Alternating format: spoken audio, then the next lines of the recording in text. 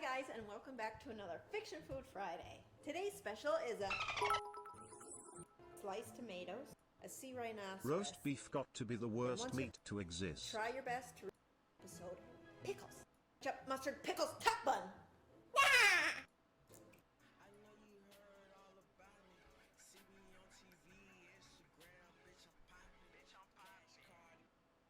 Here you go, sir. A king-size ultra Krabby Supreme with the works, double batter fried on a stick. Thanks. Barnacle head. Pardon me? You forgot your mayonnaise. Thanks. Look at them eating that garbage. It's disgusting. Hey, what's up guys? Welcome back to Binging with Babish, where this week, at your behest, we're making a quadruple deluxe burger, double batter fried, with extra mayo and served on a stick. So first things first, we gotta make some special sauce. We're starting with equal parts mayo and ketchup, maybe like a third of a cup of each, and then ideally we want to add relish, but I don't have any, so I'm gonna chop up a pickle very finely, a nice shake of paprika, a little shake of garlic powder, a quarter of a small onion minced fine. Looking at that Arby's was making my nuts itch shit just horrible.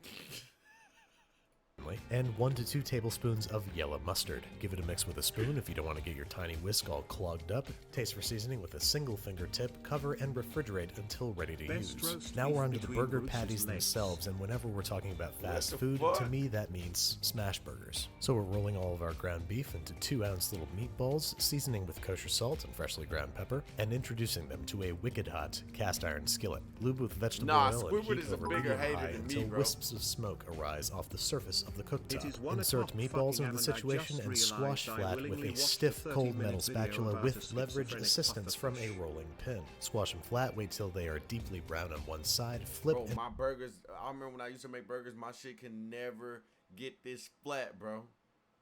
Ever.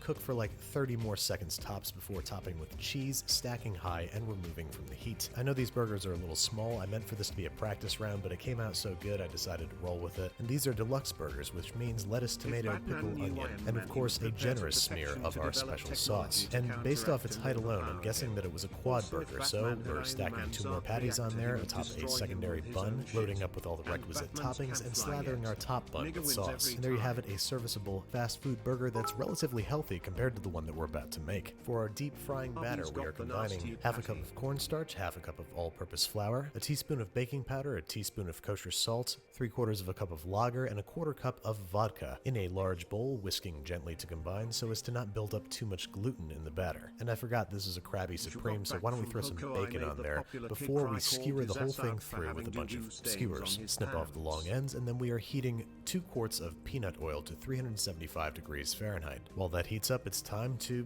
batter our burger, words that I never thought that I would say. The batter should have about the consistency of paint, so feel free to add a little bit of beer if it's too thick, but that's assuming that you'd actually recreate this, which I really hope that you're not. Anyway, we're deep frying this guy for 4 to 6 minutes until it's evenly golden brown and crisp. We're moving to a wire rack set in a rimmed baking sheet and allowing to drip dry and cool off a little bit before removing the skewers painfully, and then it's time to double batter our burger, something I really never thought I'd say. Be careful, as the only thing holding this thing together is a thin layer of tempura, and then very carefully lower down into the preheated oil, frying again for 4 to 6 minutes until evenly golden brown and crisp. You know the drill. Use this time to contemplate what life decisions might have brought you to this point, and then we're taking it out and placing it once again on a wire rack set in a rimmed baking sheet, allowing to drip dry and cool off a bit before we prepare for consumption. This guy's normally served on a stick, and this is all I've got, so I don't know, there you go.